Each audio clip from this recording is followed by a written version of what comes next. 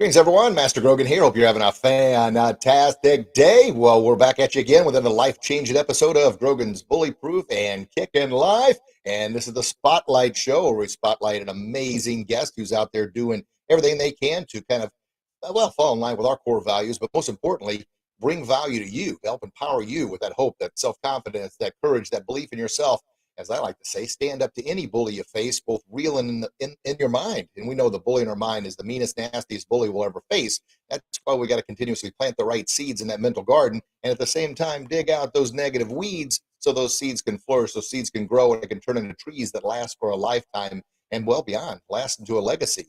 Well, who do we have today on our Spotlight Show? And this is episode number 311 on the Grogan's Bullyproof and Kick Life podcast. And those that are watching live right now, man, you're doing the right thing here, because you can actually see the guest, you can interact with our guest, you can ask questions and be a part of the show. Now, those listening to the podcast, which will air on Monday, great. Thank you for listening to the podcast. But I encourage you to do both.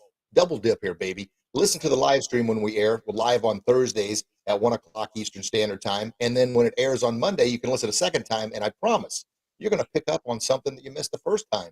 And the biggest reason for that, as Zig Ziglar would always say, when you listen to something more than once, when you listen to a book more than once, or when you read a book more than once, you're going to find something that you missed the first time because you're at a higher level of learning. That's just how it works, because you're planting input. You're putting things in. They're going to help you grow.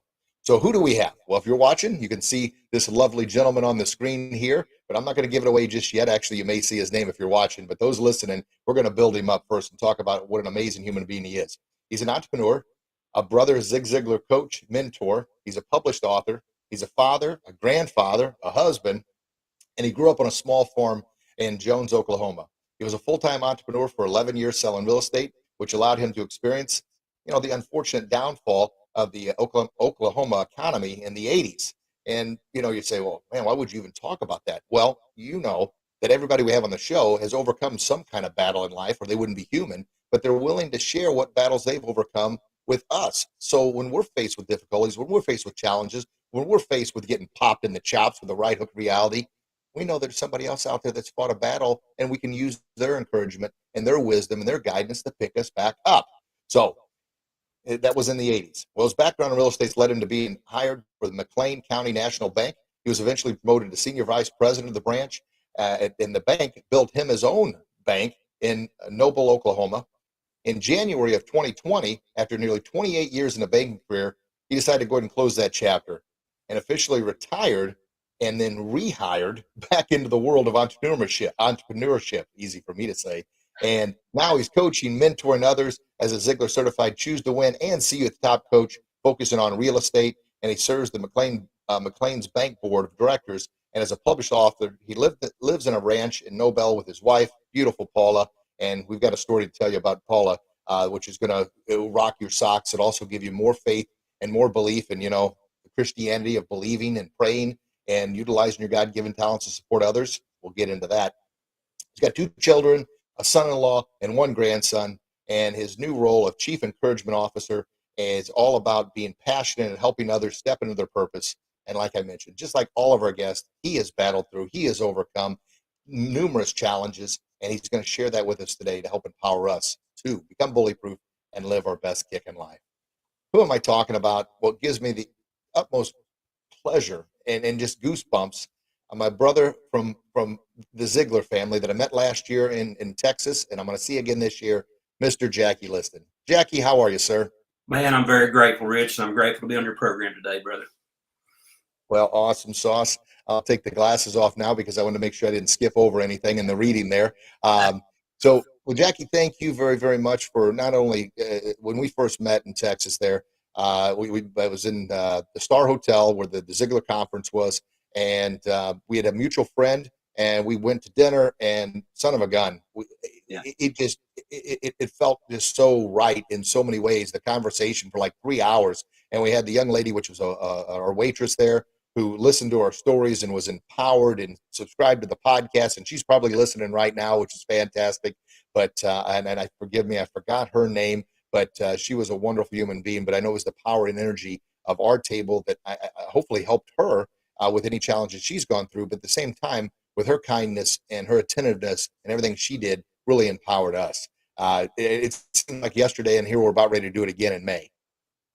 I know, man. Time flies when you're having fun. Absolutely. All right, buddy. Well, did I miss anything in that incredible list of accolades that you'd like to share with our listeners that maybe I tried to, the bio that you sent me and did a little Facebook stalking and webpage stalking just to kind of get in the key details. And I do my best to, pump up our guests the best I can, because I always, I shouldn't say hate it, but it's always tough when I go on a show and somebody says, "Hey, Rich Grogan, tell us a little bit about yourself." I'm like, "Oh, all right." So I try and save our guests from that. But if I miss anything, please fill in the gap, sir. No, you did a great job. You gave the Reader's Digest version, and I look forward to getting into the conversation today, that we might inspire hope, Rich, for somebody listening today.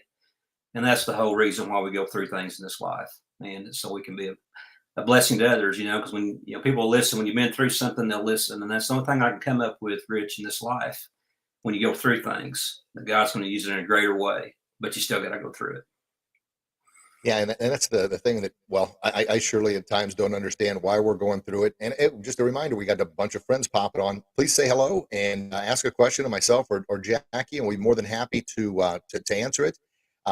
Thank you, as always, for listening and subscribing. So, Jackie, it's the same. Yeah, we've talked about this numerous times about, we can often get caught up in the why. Why is this happening to me? Why am I going through this? And to tell the truth, a lot of times we don't know the answer. But we're always faced with two choices, right? To give up, lay there and cry about it. And there's nothing wrong with crying. But I'm saying if you get caught up in all that crying and don't pick yourself back up, then it's very, very difficult. The longer you lay there, the harder it is to get back up. And then, of course, you lose hope, you lose faith, you lose belief in yourself. And that makes it very difficult to get back up. Yes, so true in life. And, as you mentioned, I grew up on a small hog and dairy farm in Jones, Oklahoma, and I have to share this little story since you're talking about this, that quitting is not an option. And I learned this when I was 14 years old. My dad was kind of a John Wayne kind of a guy, had a big old Stetson hat. And here's how my dad was. When I was 7 years old, we had registered Poland China pigs. Dad showed these all over the nation as well. And I started chores when I was 7 years old. And he told me one day, he said, "Son, go build a pig pen." I said, "Dad, I don't know how." He said, "You'll figure it out." So I knew it took 4 panels and 4 posts and baling wire, and a post pounder. And that first rendition, Rich, if you could see it, I wish I had a picture. It was terrible. So I'm sure I come back whimpering and crying. He said, well, he gave me a couple pointers. He said, "Now go out and try it again." See, Dad was teaching me to solve problems at an early age. And so we had a dairy farm. They were 40 head of Holstein cows. It was at my grandma's farm. It was a mile away from our hog farm. And I'm 14 years old. We drove back then, dirt roads, and I had this bright idea. My brother was milking cows and I was feeding the pigs.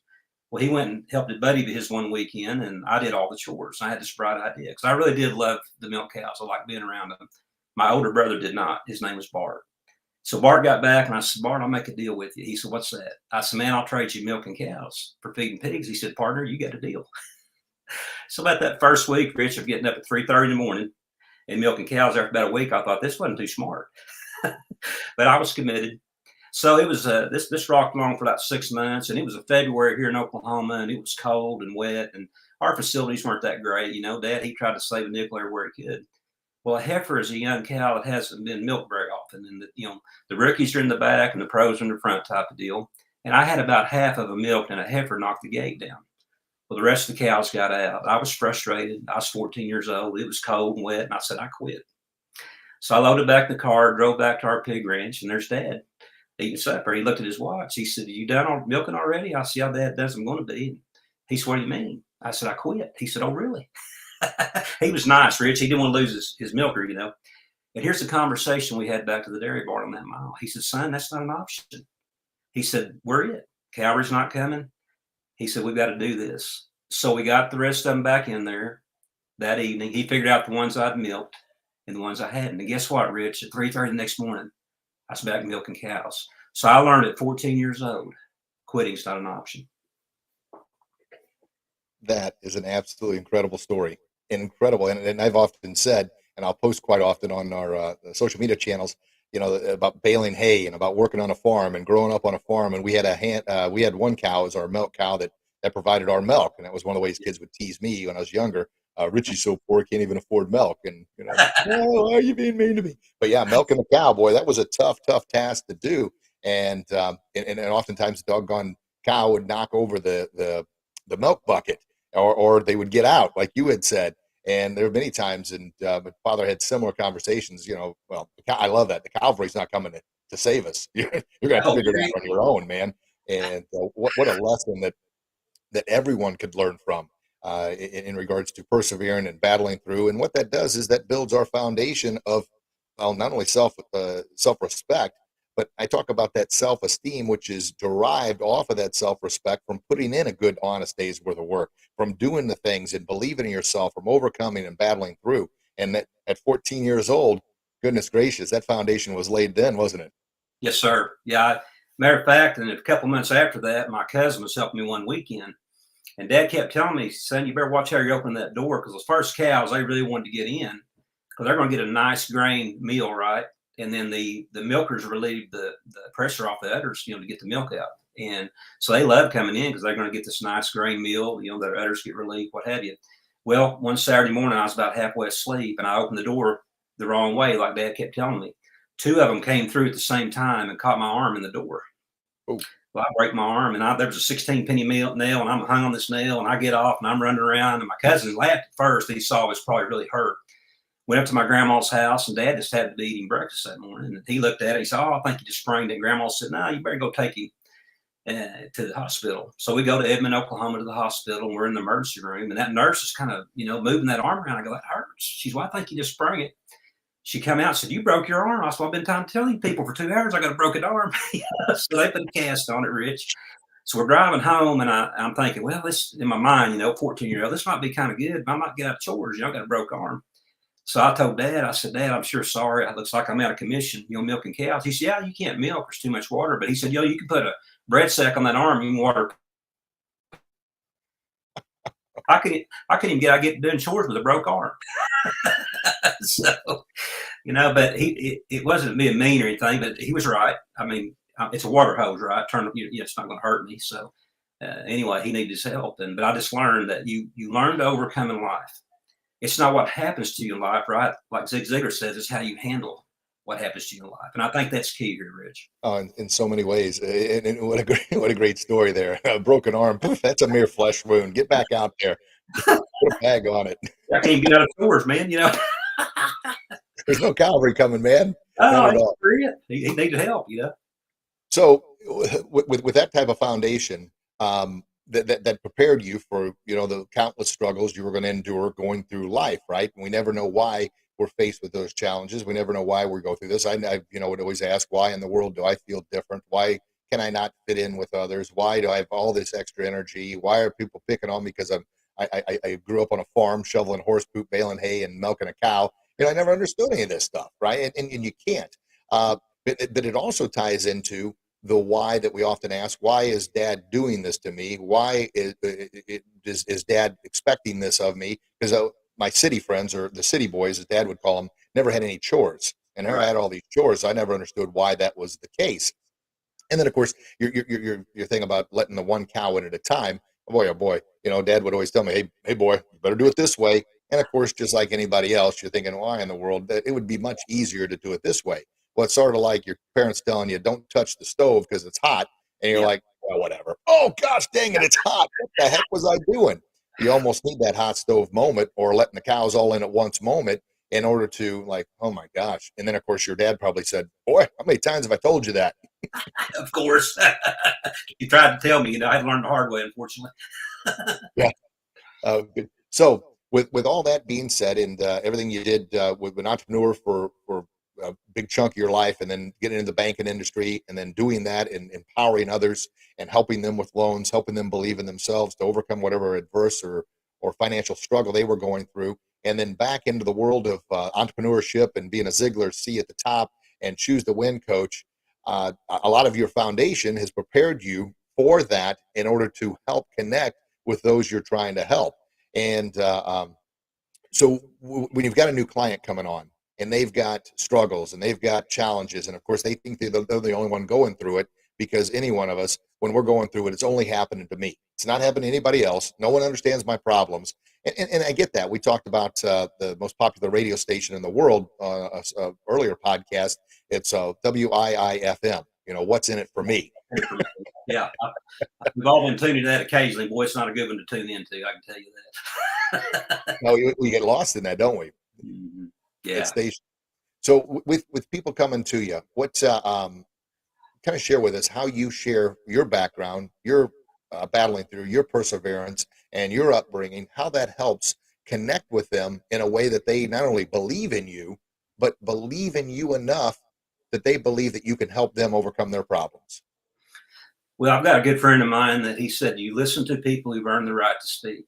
And hopefully I've earned the right to speak. I mean, I'm not boasting about that. It's just, but like I said earlier, Rich, when you go through things, you go through those because you're going to help somebody down the road with that experience, and then people are going to listen to you. And I think it's those life experiences that, knowing that, the hard work and, the foundation, like you said, that gave me, which led into the 80s and all the, the rise and the fall and all the things I went through there, which led me, that experience helped build experience in the banking industry, right? Where people came and they knew that I had gone through a lot.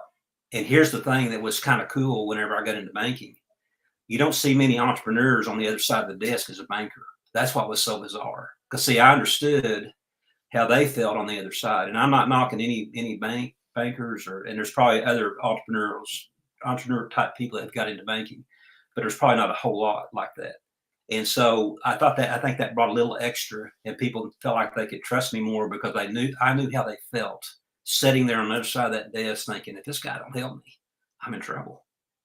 So I've learned, and Rich, you're just getting your book's about to come out. And I can't wait to read it and tell others about the phenomenal book that you've written. And, I shared with you back in June that God had put a book on my heart, about going through all those experiences. And it's at the publisher, and, maybe 2 or 3 months we'll have it here where, maybe people want to read it. It's kind of an incredible ride, really.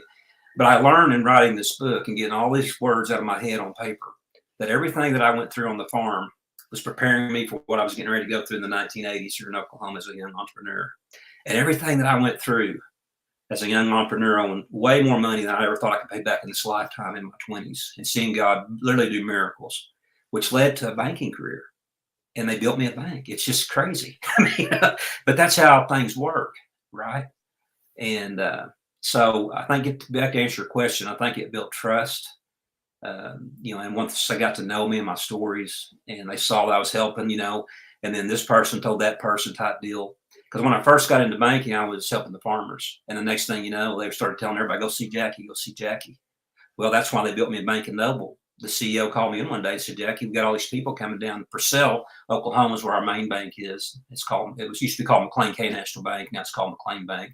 Still the same family, the Sherman family are the major stockholders. It's family owned. Anyway, Don Sherman, at the time, our CEO, said, Jackie, you'll find you some land, we'll build you a bank. And so it's just trust. It's building those relationships and helping others. One of our favorite, Zig's famous quotes, if you help enough other people get out of life what they want out of life, Rich, you can have everything you want out of life. And I've adopted that quote for my life, and it works. Oh, that's fantastic. And those just tuning in, we're talking to Mr. Jackie Liston, Ziglar Choose to Win and See at the Top coach. He's talking about his experiences, which were challenging at times, growing up on the farm, living through the 80s in the banking industry, and then what he's doing now to empower others. And the biggest thing, if you just tuned in, you may have missed, is trust. Trust is so huge. When you gain somebody's trust, they're essentially, who was it? Simon Sinek talked, and I forgot which, I think it was Leaders Eat Last. He talks about the most vulnerable thing we can do is to give someone our trust, because now we have given them, or our love, given them the opportunity to not only break that trust, but to hurt us because we have now opened up to them. So trust is such a huge, huge thing, which has to be earned, just like respect has to be earned. But once you've got that trust, oh my gosh, that's what you do with it after that. Now, unfortunately, we see in the world today, too many people take that trust and run the opposite or the wrong way with it and breach that trust. So people are a little more reluctant, a little more reserved to open up and give that trust.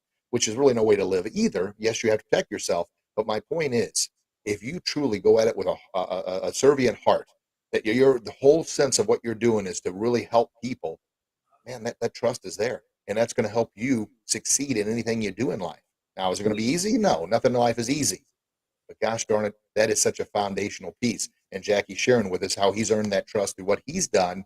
And then also being extremely humble about it, saying, hey, I hope this helps others out there. I think it will. He's got a great book coming out. We'll talk more about that in just a little bit here. But he's put his life into that book because the message can only reach so many people. But a book, boy, now that's out there. So that's another lesson for entrepreneurs and other authors and speakers out there. Get your darn book out. Why? Because you have a gift, you have a challenge you've gone through that everyone needs that you can learn from. So, and I'll talk about, and Jackie was kind enough to mention my book, and here we go. Those watching the live stream, yes. I got the author's copy. There it is. I got the author's copy, which means it's the final. It says at the top there, you might be able to see it. What does it say here? Not for resale, because that's the author's copy to look through and make sure there's no goof ups before it goes live. And no, what is it? April. This is April already. April 26th is when it goes live. So please mark that date down, save that date, and you can go to our website, grogansbullyproof.com, and buy a copy on that day. And the goal is to get this out in as many hands as possible to help empower as many as we can, because as we know, and those that listen a lot, you know this, suicide is the second leading cause of death for ages 10 to 34. I mean, that's insane. It's all because of lack of self-esteem, lack of self-respect, and lack of self-confidence, and giving up hope. That's when people take their own lives. And it's through this pandemic, it's gotten even worse. So let's empower people to become bully-proof. There we go. My little plug for my book there. So enough of my book. Jackie, you touched on your book. So tell us the title of it. And obviously your goal is to get it to as many hands as possible to help share through your experiences that God gave you, not only the experience itself, but the wisdom to get through it. And now you're sharing it in your book. So first of all, what's the title? And I'm going to push you a little bit here. You said in a couple of months. Well, maybe would you feel confident enough going on the air here and saying that this is the date you're hoping?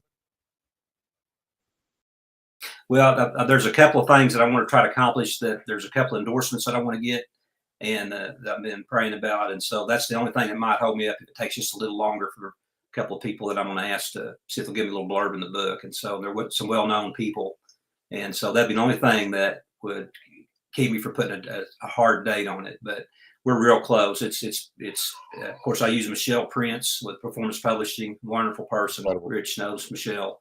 And that just happens to be, I'll give her a little plug here today too, because she does a phenomenal job. The name of the book that God told me to write is called A Place Called Through. So we all go through things in life, Rich, and there's kind of a cool story about how that name ever came about. It just came to me just a few months ago. I didn't have a clue what we were going to name it until just a couple months ago. But basically the purpose of this story is about a young entrepreneur that had everything that could go wrong outside of his control. But then I saw God do miracle after miracle in my life.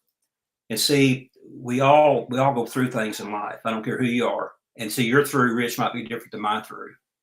But we all have, there's a place called through. And that name, how it came, was about in 2010, I had a large loan that the bank had me take over that I didn't do. And the whole emphasis of this, it was very stressful. They were very good people, and it was an ag-related deal, and it wasn't their fault. It wasn't the bank's fault. Just, cattle prices fall right and that kind of thing. Then you get into banking rules with examiners, and they make you charge down things. That's a long story. But the whole crutch of this was I had as much pressure on me with that loan as I did back in the 80s owing all that money. And it was really wearing on me. But one day I was coming from the main bank in Purcell to Noble. There's a large bridge that connects a little town called Lexington, Purcell. The thing's almost a mile long. And I'm coming across this bridge, and I just talked to a guy like we're talking, Rich. I mean, like I'm talking to my dad in the car that day, and I wanted to quit.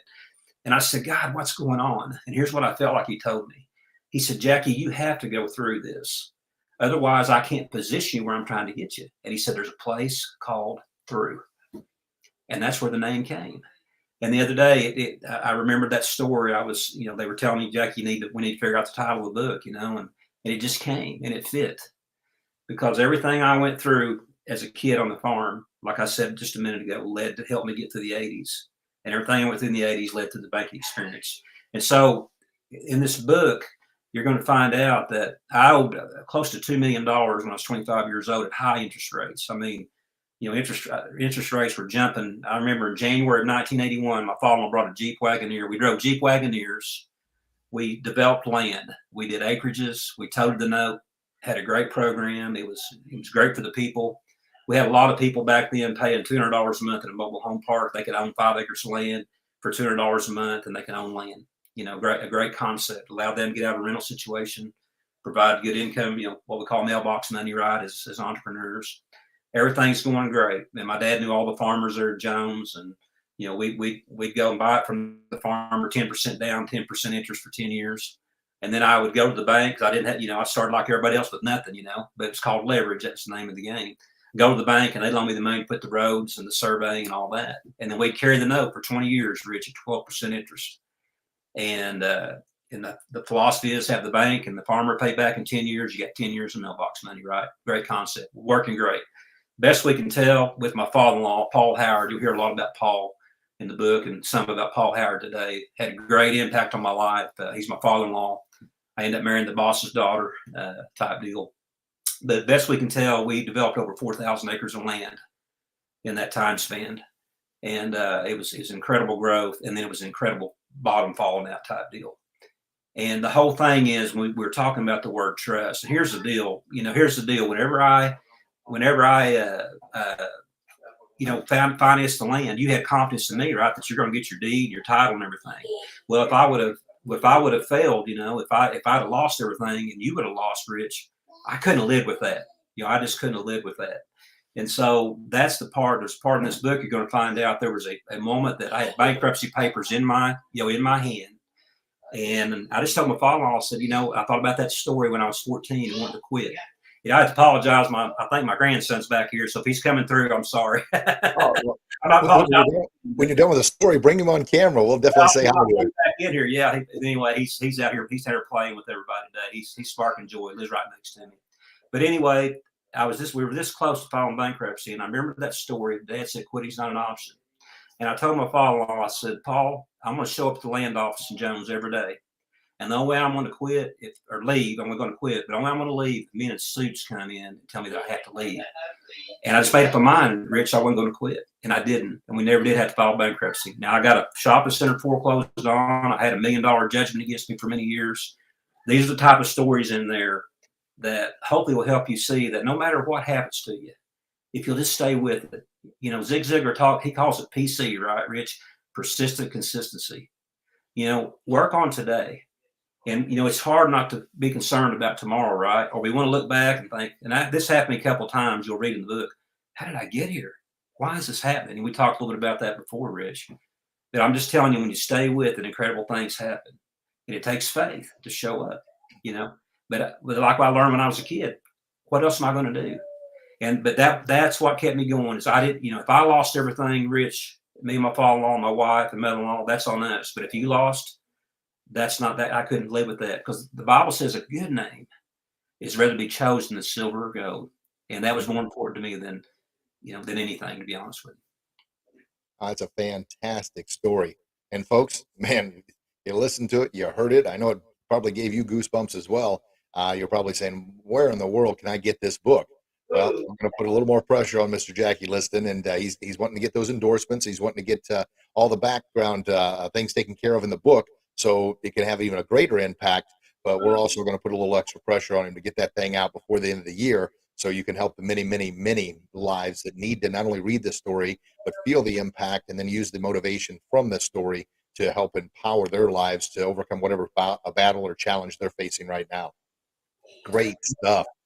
Yeah, and then, Rich, and whenever you want to get into the thing that's just recently happened with my wife, there's another touching story in this, when you want to get into that goes along with this place called Through, the place called Through in the book here. So, because everybody goes through things. I don't care who you are in this life. So my wife's grandfather he was a mentor. He made it to almost 100 years old. And for the last 12 years of his life, I got to have breakfast with him every morning. His name was Lloyd Weldon Wilson. I called him Wilson W. And he was a sharecropper, down in Bonham, Texas. And he was, told me about his life and how hard it was. And I asked him one day, I said, "Grandpa, is it uphill all the way?" And he said, "All the way." you know, it is. Life is that way. And it just figured to be uphill. So if you know it's uphill, just you know, I do half marathons. Rich, it's crazy. I'm working on my 14th, right? And I'm 60 years old. And when I get to a hill, I just bear down, boy, and I just get after it. You know, I just put my head down and I say there's forgiveness ahead. You just stay with it, you know. Well, that's that PC that Zig and Tom both talk about, the persistent consistency, and but it apart with the persistent consistency. I guess it should be almost be PCP, right? Persistent consistency, perseverance to have the argument, maybe PPC, perseverance to be persistent and consistent. PPC. Well, we'll talk to Tom about adding that in there. But yeah, you've got to persevere and you got to battle through. And you know, as I say, one of my hashtags is that right hook of reality. You're gonna get popped in the chops, and it stinks. It doesn't feel good. But the grandpa's wisdom there, almost 100 years old. It's a hill, it's a climb. Just bear down, buckle down, and get on it. And you mentioned, you know, when you get punched, I call it getting gut punched or blindsided. See, it's usually the blind side that gets us. You know, you could have the best place plan in the world, and you'll read in this book everything that went wrong outside of my control did. The government had a tax reform law that changed, and it basically put me out of business.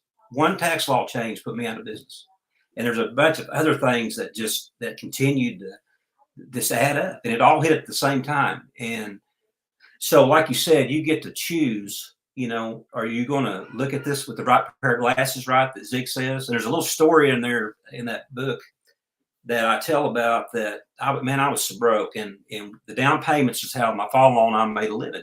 Everything else went to pay back the farmers in the bank, right, on the payments coming in. And I'm really needing to pay bills. And this don't sound like a lot of money, but you got to remember $1980 or 3 times now. I think that's what I Googled the other day. So anyway, a lady came in and bought an acre tract and put $1,400 down. I thought, great. It was in the evening. It was so late in the evening, I just stuck a check in the drawer and thought, well, I'll pause it the next morning. Well, 8 o'clock the next morning, Rich, she's calling me. So, Jackie, I need to talk to you. So I met her at the land office, and I said, something wrong? She said, yeah, I need my money back. And I said, well, can I ask why? She said, well, my sister gave. Well, here I had a lot sold for $10,000, and giving a lot, you can't overcome that. And I just politely took out the check, and I said, yes, ma'am, here's your check back. And when she left, Rich, I was sitting there, and part of me wanted to get angry, right? But part of me said, why don't you just go ahead and thank me in this situation? And I chose to thank God. I swore you got something better. True story. A week later, a friend of mine that I went to school with, him, his grandpa came in the land office. He said, Jack, you got any acre tracts out here? And I said, I sure do. You interested? He said, yeah. Went out, Rich, and it was the exact track I'd sold that lady. He said, well, what about this one? I said, yeah. Got out and walked on it. He said, man, this is exactly what I'm looking for. I said, good deal. If I can get the price right, you want to buy it? Yeah. So we go back to the land office, and I pull a contract out, and I said, well, Roger, how much money you want to give me down? He said, man, I'm going to write you a check. I'm going to pay cash. And on a cash deal, we got 20%. So I made $1,000 instead of $700, and my father-in-law made $1,000, and we had $8,000 to pay down debt. See, a lot of times there's a test. Are you going to have the right attitude in this situation? Or are you going to get mad and upset? And I've learned that if you'll just, it doesn't always go the way you think it's going to, but if you'll be patient and you'll try to find the good, be a good finder, right? It's amazing what happens. That's fantastic. A good finder for those that we've talked about it on many. That's another. We're going to quote the heck out of Zig Ziglar because he's had such a profound impact in our life and everything he's done. But he's a realist too. Oftentimes I'll hear people say, "Yeah, all that Ziglar stuff, man. Yeah, it sounds all good, but it's almost sunshine and rainbows, and the world just isn't like that." Well, you haven't listened to enough Zig Ziglar. He's going to pump you up. He's going to do what he can to empower you, but he's also going to hit you with I like my right hook reality or Jackie's gut punch or blind side. And let you know that, look, ain't nothing sunshine and rainbows, as Rocky says. World's a mean, nasty place, and I don't care how tough you are, it'll beat you to your knees and keep you there permanently if you let it. That's true. It's true. Because Ziglar would say that one of the common things he would have people say to him is, yeah, all that motivation stuff, it doesn't last. And Zig said, you're right. Well, neither does bathing. That's why we recommend it daily. So the good finder is all about choosing to look for the good, especially in times when it's not that we don't want to, but oftentimes when we're down, we're beat down, we're losing hope, we're losing confidence, faith, belief in society and humanity. Man, it's hard to find the good, but that's when we really need to knuckle down and dig a little deeper. Now, I say that because I certainly don't have it all perfect. I say that so I can hear it myself, but hopefully in the midst of me hearing it, it plants a seed in my garden, and then at the same time, it plants a seed in somebody else's garden who may be thinking about giving up hope. which ties into everything we talk about with the Bullyproof and the Kick and Life brand. Because there's reach out. There's always someone out there. And then here's the thing: as Jackie mentioned earlier, how do you get everything you want in life? How do you get it? And that's what we want, right? I mean, Zig says we want to be healthy. Oh goodness gracious, happy, healthy, and reasonably prosperous, right? Yes. That's an easy thing, right? Well, easier said than done. But by taking your focus on the problems you have and being a hero and helping somebody else, I guarantee your problem solving ability is going to improve. Doesn't mean your problem is going to go away, but you're going to come at them with a much, much different mindset and much, much different approach. It's almost like regrouping at halftime in a football game. If you're getting the daylights knocked out of you or in a fight, between rounds, if this guy is just counter punching the heck out of you, you can't figure out how to do it. Well, you need to regroup, refocus. And the refocus I'm talking about is take your thing, forget about maybe your problems for the time being, see what you can do to help somebody else.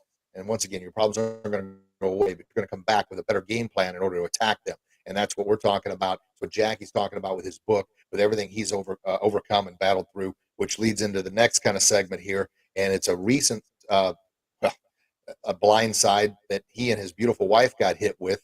And but he didn't give up hope, didn't give up faith, dug in his heels, so to speak, on that perseverance and that foundation he had built, and battled through this challenge, which it's recent. So I'm not sure, did it make it in the book, or is it just something that this challenge? I'll let you talk about the challenge and share with the blind side that you got, and then what you and Jackie did. Or you sent out the prayer warriors to help you, but you guys had to believe and have the faith in order to overcome. Yeah, my wife Paula. I said Jackie. You're Jackie Paula. Oh, that's okay. No, you're good. You're cool, man. Well, hey, that's why I have to put Mr. Jackie on her. I get a lot of. Well, no, I got it right here in my notes, Paula, and I specifically wrote this. I wouldn't goof it up. Gosh darn it, Jackie! I'm sorry, brother.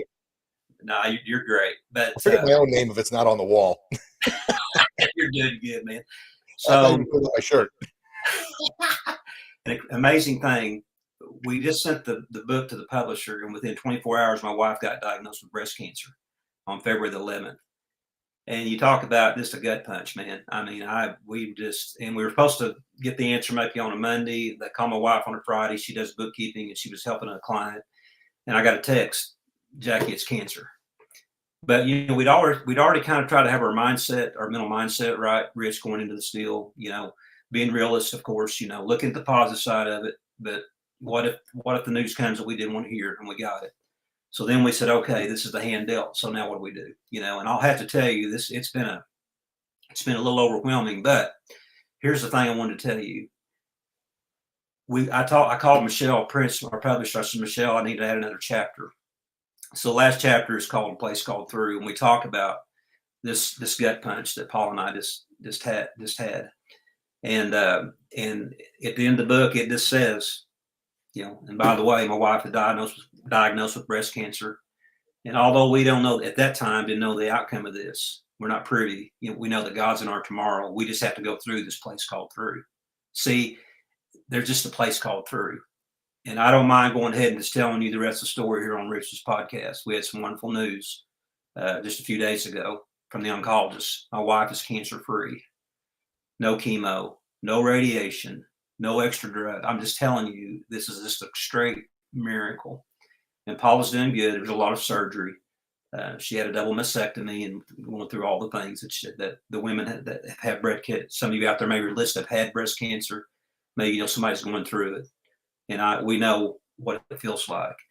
But I've had people like Rich and friends with, how you doing?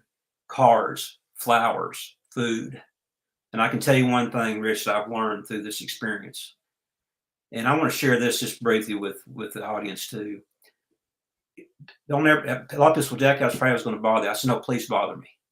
Here's why. You never know when just a little card or a little word might be just what that person needs. And when I gave all my friends permission, it's like, oh, thank you, because they care, And so I've learned that I hope that, and I've always been compassionate and have empathy, but I think I went to another level, Rich, to be honest with you. And I have to say, Rich and many others like Rich, my friends, have poured out their hearts and prayers, and we have felt them. And I want to share that with you. And there'll probably be something else come out of this. Paul has journaled this journey. There might be a sequel to this. I don't know. Rich. It might be we made it through. It might be the next one. I don't know. But there's a place called through. So I want to give you hope today. I want to give the audience hope today that no matter what's happening to you, just remember, draw strength from others, maybe that have gone through what you've gone through. Get your mindset right. Look at it in the best positive light that you can and be grateful that every day that you have. And I have another thing, Rich, I'd like to say. We've had the most phenomenal doctors. The medical, everything has just been above and beyond. It's been amazing. And even to a young traveling nurse named Tiffany that found this lump in my wife's breast. He was there a year ago and they missed it because it doesn't show up on a mammogram. And that was kind of scary, to be honest with you. This thing was a large tumor. There was a traveling nurse named Tiffany. She said, "What's that?" And Paula said, "Oh, that lump." And she said, "Oh my, how long has that been there?" And Paula said, "A year." So I'm going to show that to the doctor. Paula and I had the chance to go back and meet Tiffany and another nurse named Christy to take her flowers and a card. And she's from Minnesota. And it was the greatest experience, just sitting there watching my wife cry with those two nurses and thanking them for helping her, being grateful. And so it's been quite a journey. But in life that way, it's not what happens to you, it's how you handle what happens to you, Rich. It just is. And just remember, if you're going through something right now, there's hope. See, that's what Rich is saying here, empowering others with hope and self-confidence. And see, Rich and I are encouragers. That's my title, Chief Encouragement Officer. And I didn't come up with that, by the way. Truett Cathy, that started Chick-fil-A, he said, if you're going to be a CEO, you might as well be a Chief Encouragement Officer. And I said, I think I'll take that title, Rich. So that's what God's called me to do. So I want to encourage you today, whoever's listening, whoever might see this podcast, I want to encourage you that there's hope. And you got two guys right here telling you it's in your corner. You can do it. You can make it. Oh man, Jackie, gosh dang. Well, God bless you, and thank you for the shout out there. It's just the right thing to do, and that's, if I can empower you with hope, I know that you're going to pass that on to Paula, and then all the encourager you are to so many others. But thank you. I've got actually my daughter just popped in, so we missed getting your grandson on the camera. But Radlin, come on over here. She grabbed my book here because I asked her to read through the editor's copy. So those watching the live stream, you can see my beautiful daughter. This is Mr. Jackie Liston. He's a Ziglar speaker, trainer, coach, and brother. His wife just battled through, found out in February. She had breast cancer, and it was pretty far along and developed. She had a double mastectomy, but they were able to get it all cleaned up. And once again, no chemo, no radiation, and clean bill of health in just a matter of months from all the prayers, all the hope, all the faith, the persistent consistency that we talk about, folks. But most importantly, that faith and belief that, look, we're going to get through this thing, which is the title of Jackie's book. And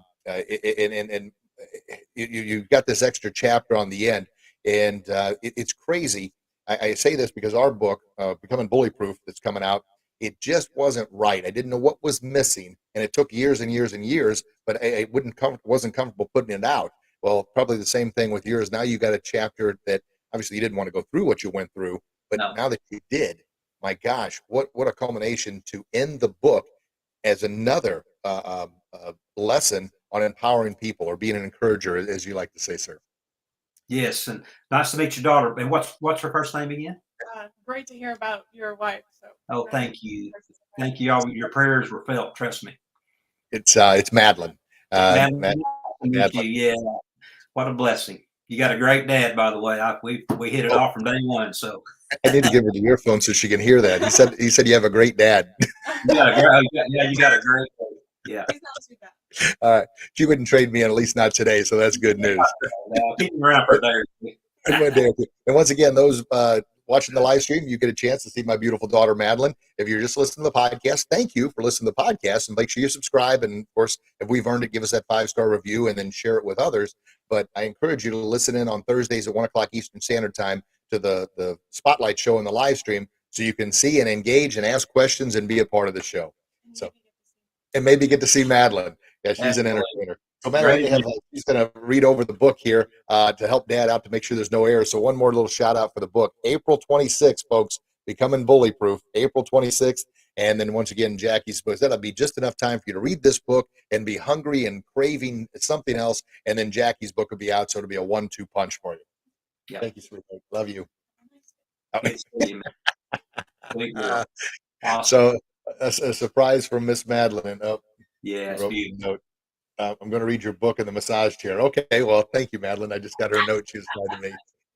And she came and got the dog too. The dog has to sit in with me during the podcast in the Yeah. office because anytime my dog's name's Dallas, Cowboys Dallas. fan, Yeah, I love and if not anybody that comes to the door, she's tough on the inside and she howls. "Arr!" I mean, loud, loud, loud. But then she hides as she's howling. That's awesome. So, well, good stuff. Is your grandson? Is he still around? He's still here. I'll just say it. Let me ask my wife. If he is, we'll have him come get on here just real quick. Let me ask her. Absolutely. We're making all kinds of see once again, folks, those listening only, that's great. And you get to kind of use your mind to envision what we're seeing. But, He's still that's here. an encouragement. Oh, Okay. He's gone. Okay.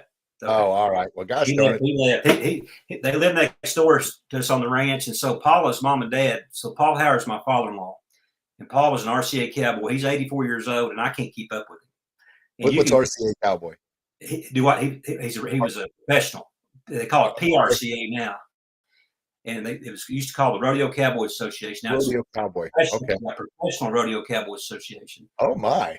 You can Google Irish Snow Cowboy, and that's my father-in-law. He made a commercial in 1969. Well, he's just here playing with my grandson, Jace Jackson. So if you heard that in the background, we all live right on the ranch here. My in-laws live up this way, and my daughter and son-in-law and grandson live to this. It's all part of the ranch here. So I feel very blessed. Oh my gosh, yes. I get to see them all the time. How many acres do you have on the ranch? We're on about 50 acres here, and then we got a couple 80-acre tracts close by. We have cattle and horses. And, I'm still, once you're a farm boy, you just can't get away from it. So we just work hard and we enjoy life and try to help others. So that's just what life's all about giving back. Yes, it is. Yes, it is. Yeah, I've recently moved to Florida here, so for the first time ever, I've got neighbors, which is different, but it's all good. It's good. We're blessed to be in Florida, which it was a cross between Florida, Texas, and Tennessee, and Texas has got my Dallas Cowboys, but we love the beaches, so we came to Florida and feel like we're doing a good thing here, and our martial arts academy is still growing and thriving. And we're actually talking about potentially in the very near future selling the academy to our manager, the guy that's been running it since we've been in Florida here. He's doing an incredible job, and we're very happy about that. So those still in the Edwardsville, Glen Carbon, Granite City, Collinsville, Belleville, Bethalto surrounding areas, and St. Louis surrounding areas. If you're looking for a martial arts academy to help empower your kids to life skills, character development, manners, discipline, respect, leadership, and what we call Bullyproof. Come check us out. First class is completely free. And then those listening, make sure you subscribe to our YouTube channel, smack that bell so you're notified of every live stream, of every podcast that's coming out. And if we've earned it, give us that 5-star review, and therefore we'll rate a little higher in the search engines. And then also it's a way to, if you found value in this message, please, we encourage you to share it with others, because that's, once again, our mission is making society a happier, healthier, and safer place to live by empowering everyone we meet, kids, parents, teens, adults, with the hope, confidence to believe in themselves, to stand up to any bully they face, both real and in their mind, but also have that courage to stand out in a crowd, to utilize your God-given talents, your talents you have that nobody else possesses, like Jackie's talking about writing his book. We had our PGA golf pro was on the last episode, who's doing what he can to empower kids to not only take on the game of golf, but play it the right way with manners, discipline, honor, and integrity, and respect. And prior to that, we had another martial artist on. He was opening another studio here in Florida. But common theme with all our guests, it's all about that encouraging, that empowerment to help spread that or plant those right seeds in the minds of others. Because, man, oh man, we're inundated with negativity. Weeds, part of my book, there's a part talking about it's the younger me meeting the older me 40 years later, and we go on a journey together. And a part of the book, we talk about weeds and seeds. And there's this part where I say, hey, how'd that weed grow out in the middle of the rock driveway? Did you plant it there? And the younger me says, well, no, why would I do that? And then I ask, well, how did it get there? Well, I don't know. I guess it just happened, which leads into a story about how negative thoughts from the negativity that's we're inundated with in society, plant those negative weeds. They just pop up anywhere because, unfortunately, there's a lot of negativity out there. Now, that doesn't mean we go down negative town. It means we see that weed, but we pluck it as soon as we can so it doesn't grow those roots.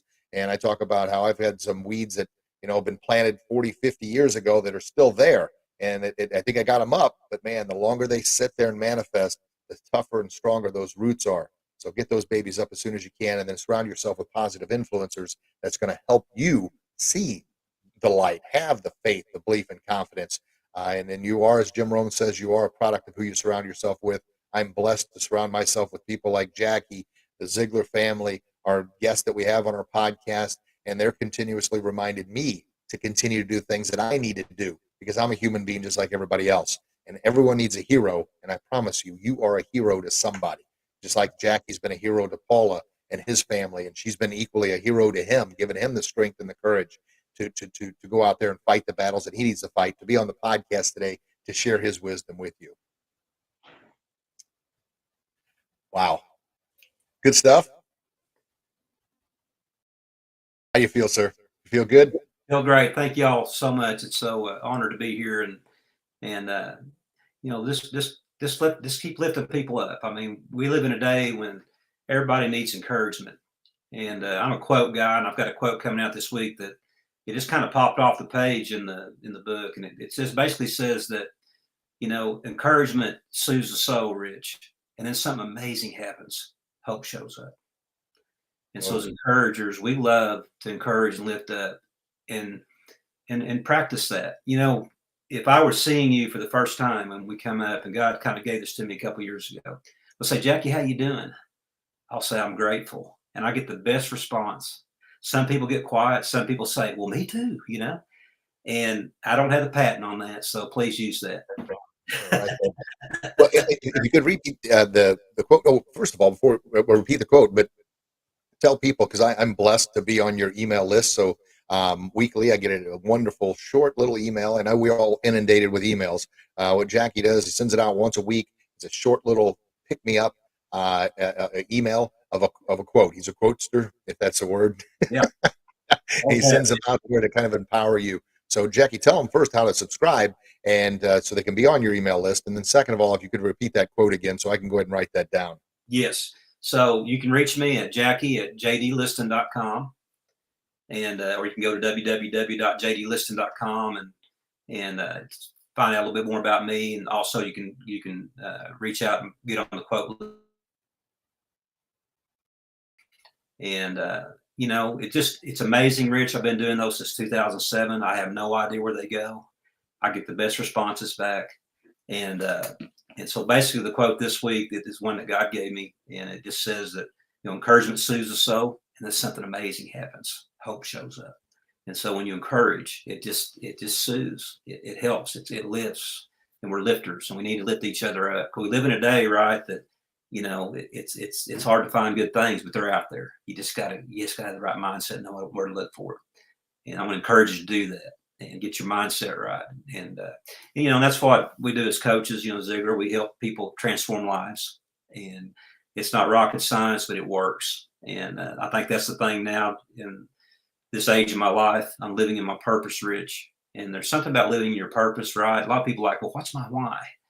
And that's what we help you do. And when you can live in your purpose, to know the purpose that you were created for, I have to tell you, it's a great thing. And sometimes it takes us a while to find it, but don't give up on it. You have a purpose. You're important. And I always do this kind of funny. I'll get somebody to hold up their thumb, you know, or look at their thumb. They go, why am I looking at my thumb? Because I tell them there'll never be another you. So by there never being another you, guess what? The pressure's off. All you got to be is you. So just be you, because you're special. You're rare. Oh, that's fantastic. That is good stuff. So I got encouragement soothes the soul. It soothes. Listen to me, tongue tied. Blah blah blah. Encouragement soothes the soul. I'd say that 5 times fast, and then hope shows up. Something amazing happens. Hope. Something amazing. Well, I got to get all of it right. Goodness gracious. I might be paraphrased. It'll come out this week on this week's quote, but that just popped off the page when I was looking at the book the other day. I thought, wow. And it really does, you know. And hope is something we all need. Hope. And without hope in this life, Rich, we're in trouble, right? And that's our job, is to bring hope. There's hope. I'm just telling you, there's hope. It's there. And anyway, there's greatness in each one of you listening. Rich and I are here to tell you, you know, that's our job, is pull that greatness out of you. And you help pull greatness out of others. And, you know, Rich is helping these kids, and it's so important, and how timely. You know, and I love the weed deal, man, because I'm on a farm out here, and I got weeds coming up right now, and the cows are trying to get them when they're tender, but you let them get up and they get rough. Oh, they won't touch them, man. You know. And that's the when I was kind of trying to put together the empowering, kind of working on the mission or the purpose. I wanted hope in there, and it just I had to keep circling and keep cycling. But hope is kind of the biggest thing, because I had empowering others with courage and self confidence, motivating, inspiring, and I kept coming up with different phrases which meant something. But I chose the word empowering because people say, well, inspiration doesn't last, motivation doesn't last. Well, as Zig says, neither does bathing. Well, my thought was, well, you know what? If you're empowered, that's like a pilot light. That light, that empowerment, that's power that has that light going.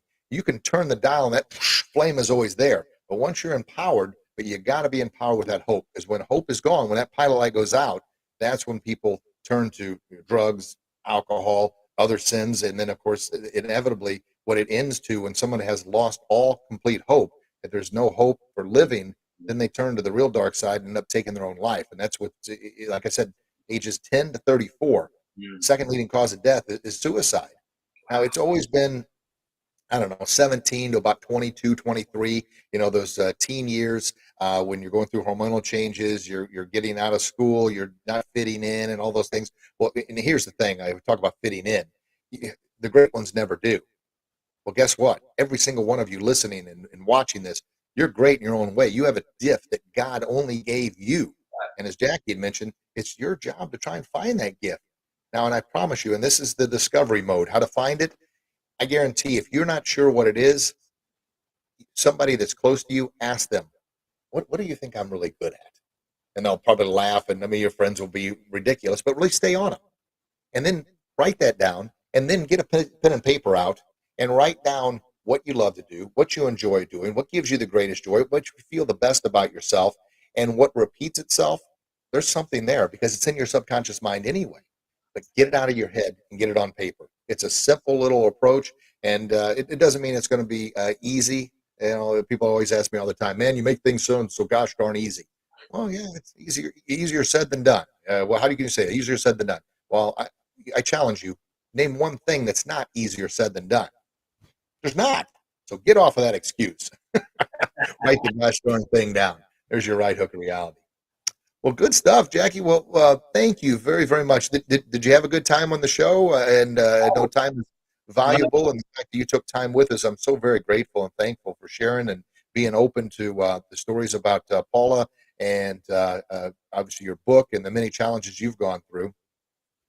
Well, I'm honored to be here today, Rich, and I value our friendship. And one last plug for your book, folks. Let's try to get this out to everybody we can, because the more people that can read, because Rich definitely has a way to show kids how to deal with this that's going on today, that maybe my age group, we didn't really have to deal with what the kids are dealing with. So proud of you, Rich. Thank you for doing this book.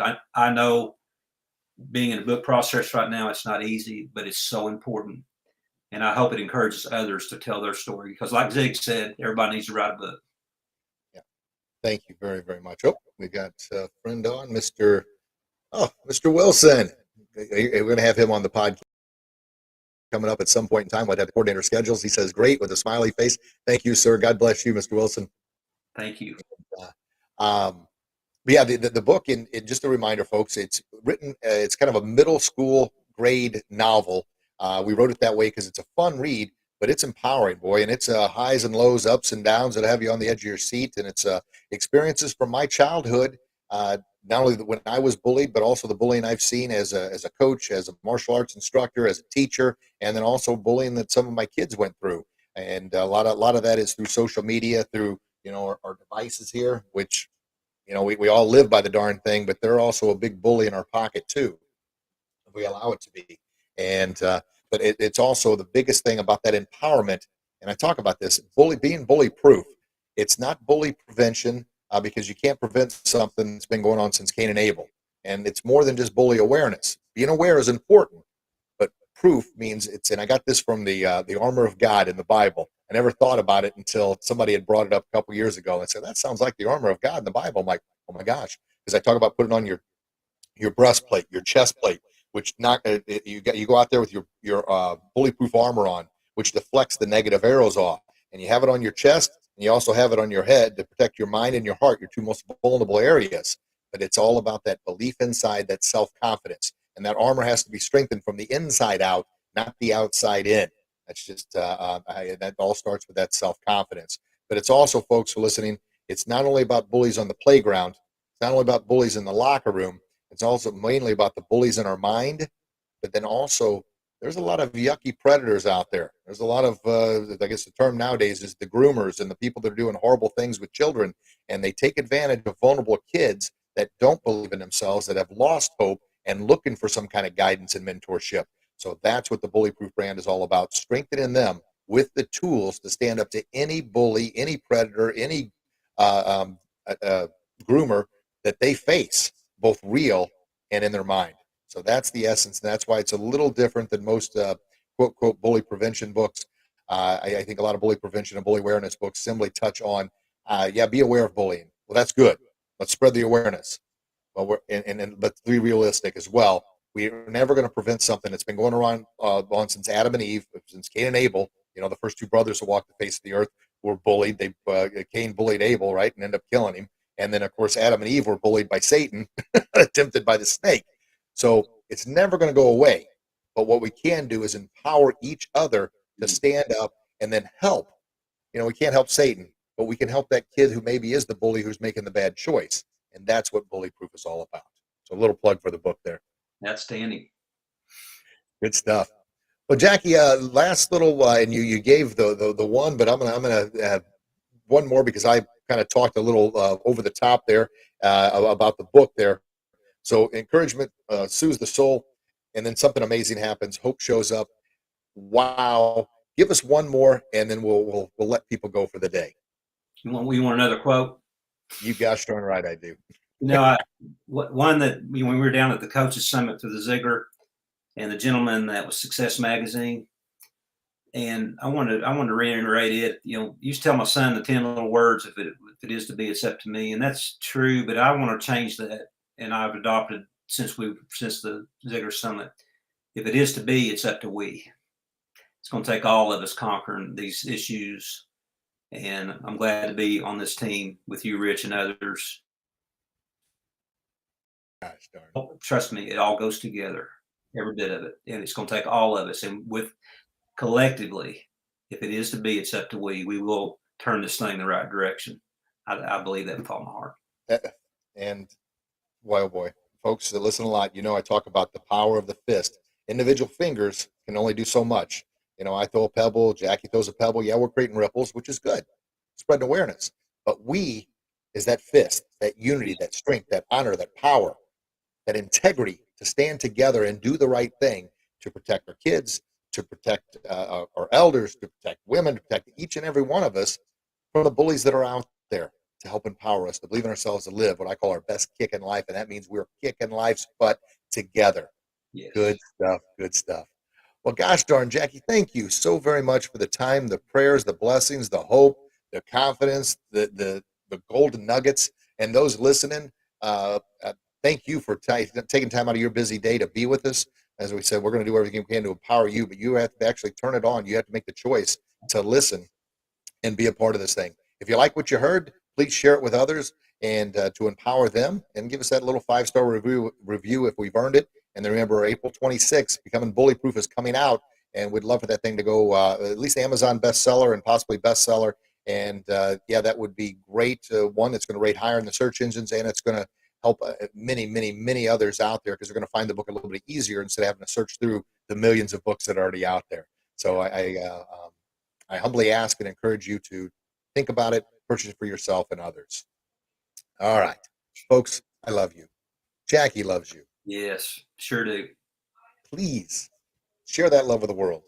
Yes. And until we talk again, you get out there and do your best. And I promise you'll be your very best. You'll become bullyproof. Yes. And you'll live your best kick in life. God bless you. God bless your loved ones. Can't wait to read your comments. Can't wait to chat with you again real soon. God bless everybody. Have a blessed day. Bye-bye.